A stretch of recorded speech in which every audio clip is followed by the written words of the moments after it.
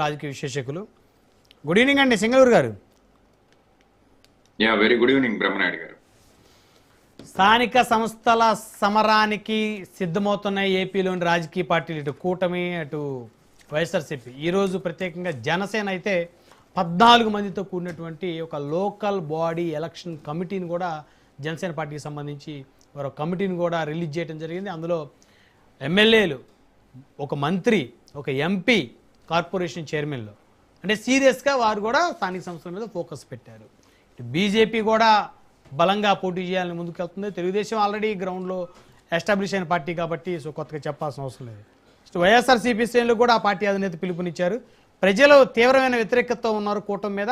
ఖచ్చితంగా స్థానిక సంస్థలు మనకు మంచి అవకాశాలు వస్తాయని.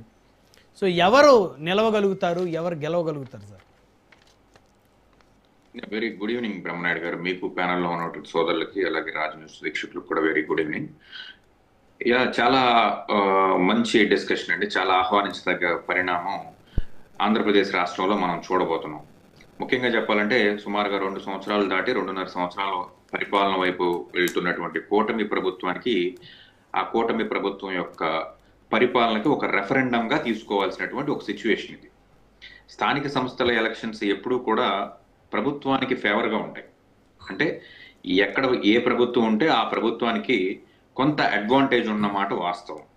గతంలో చూస్తే స్థానిక సంస్థల్ని, ఎలక్షన్స్ని బహిష్కరించి ఎన్నికలకు కూడా వెళ్ళినటువంటి తెలుగుదేశం పార్టీ ఈరోజు ఏం చెప్తుందంటే ఖచ్చితంగా రెఫరెండం కాదు, ఇది ఖచ్చితంగా చాలా వెరీ లిమిటెడ్గా వైఎస్ఆర్సీపీ పార్టీని ఈ రాష్ట్రం నుంచి పారదోలుతారు ప్రజలు అని చెప్పేసి చెప్పడానికి ఎటువంటి సంకోచం లేకుండా చాలా కాన్ఫిడెంట్గా కనిపిస్తుంది. అయితే ఏదైతే ఇప్పుడు సప్తగిరి ప్రసాద్ గారు చెప్పినట్లు 3 పార్టీలకు సంబంధించినటువంటి నేతలు కూర్చొని ఇంకా స్ట్రాటజిక్గా, అంటే గత ఎన్నికలతో పోల్చుకుంటే ఇంకా స్ట్రాటజిక్గా ముందుకెళ్తాము, వైఎస్ఆర్సీపీ పార్టీని వెరీ లిమిటెడ్ సీట్స్కి మాత్రమే పరిమితం చేస్తాము అని చెప్పేసి చెప్తున్నారు. మరొక పక్క బీజేపీ వారు ఏం చెప్తున్నారంటే ఒక 20% పోటీ చేయడానికి మేము సిద్ధంగా ఉన్నాం అని అంటున్నారు. ఇంకా మీరే చెప్తున్నారు 14 మందితో అత్యంత బలమైన కమిటీ జనసేన పార్టీ ఏర్పరిచింది. అందులో మంత్రి, ఎమ్మెల్యేలు, జిల్లా పరిషత్ చైర్మన్లు, లేకపోతే XYZ ఎవరో లీడర్స్ ఉన్నారు. అంటే 3 నేతలు కూర్చుని లేదా 4 నేతలు కూర్చుని తీసుకోవాల్సినటువంటి ఒక డెసిషన్ కి ఇంతమంది జంబో కమిటీ ఎందుకో నాకైతే అర్థం కాలేదు. రెండోది ఏంటంటే ఏదైతే ఒక 2-3 నెలల దూరంలో ఉన్నటువంటి ఎలక్షన్స్ ఏం కాదు, ఇంకా చాలా వెరీ లెస్ వ్యవధిలో ఉన్నటువంటి ఎలక్షన్సే కాబట్టి దీని మీద పరస్పర భిన్నాభిప్రాయాలు కాకుండా అందరూ కూడా ఏకీకృతమైనటువంటి ఒక అభిప్రాయాన్ని వ్యక్తపరుచుకుని మీడియా ప్యానల్స్ లోకి వచ్చినప్పుడు మాట్లాడితే చాలా బాగుంటుంది. ఎందుకంటే ఒకళ్ళు 20% అని, మేము కమిటీలు వేసామని, ఇంకొక పార్టీ నుంచి అయితే వస్తున్నటువంటి న్యూస్ ఏంటంటే ఎన్నికలకి గత ఎలక్షన్ కి సంబంధించినటువంటి లెక్కలు ఏవైతే ఉన్నాయో వాటికి ఆ ఎలక్షన్స్ వరకే పరిమితం, ఇప్పుడు మేము అందరం కూడా బాగా బలం పుంజుకున్నాం కాబట్టి మేము మా ఎలక్షన్స్ ఎక్కడ పోటీ చేయాలనేది మేమే నిర్ణయిస్తామని చెప్పేసి జనసేన పార్టీకి సంబంధించిన ఒక ఎమ్మెల్యే బహిరంగంగా ప్రకటించినటువంటి న్యూస్ కూడా మనందరం చూస్తాం. వీటన్నిటిని దాటుకుని కూటమి ప్రభుత్వం యొక్క పరిపాలన ఏ విధంగా ఉంది, సూపర్ 6 అమలు ఏ రకంగా ఉంది, వీటన్నిటిని దృష్టిలో ఉంచుకునే ఈరోజు ఎలక్షన్ జరగబోతుందనే మాట అయితే వాస్తవం. అయితే ఇక్కడ మనం ప్రత్యేకంగా విశ్లేషించాల్సింది అంటే తనకు వచ్చినటువంటి 11 సీట్లకి, తనకు వచ్చినటువంటి ఓట్ల పర్సంటేజ్కి అసలు మాట్లాడినా కూడా జగన్మోహన్ రెడ్డి ఈ రోజు ఏం చెప్తున్నాడంటే కూటమి ప్రభుత్వం మీద తొడగొడుతున్నటువంటి ఒక పరిస్థితి. ఆయనకి 5%, 10% ఓట్లు కాదు, 40% ఓట్లు వచ్చాయి.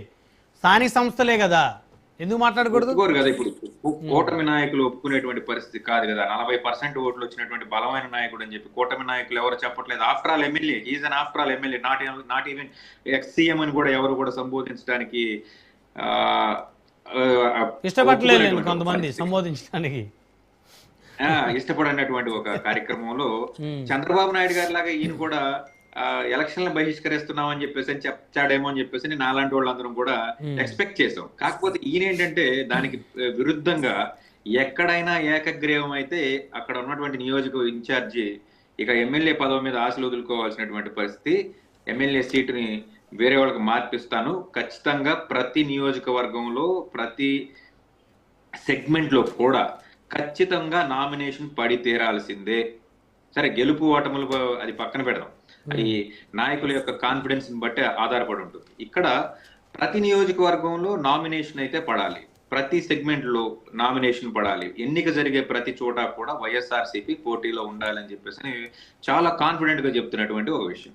నేను క్లియర్ కట్ గా చెప్పదలుచుకున్నది ఏంటంటే, ఇది కూటమి ప్రభుత్వం యొక్క పరిపాలన వర్సెస్ కూటమి ప్రభుత్వం యొక్క ఫెయిల్యూర్ గానే చూస్తా. జగన్మోహన్ రెడ్డి గారికి ఉన్నటువంటి 40% ఓటింగ్ చూడను, లేకపోతే జగన్మోహన్ రెడ్డి గారికి ఉన్నటువంటి నాయకత్వ పటిమలో, లేకపోతే XYZ ఏమి కూడా క్రైటీరియా కాదు. ఇది కేవలం కూటమి ప్రభుత్వం అద్భుతంగా ఈ 2 సంవత్సరాల పరిపాలన చేసిందంటే డెఫినెట్ గా పరిపాలన దృష్టిలోని ఉంచుకునే ఈ ఎన్నికలు జరగబోతున్నాయి అనేది అందరికీ కూలంకషంగా ఆలోచిస్తున్నటువంటి ఒక విషయం.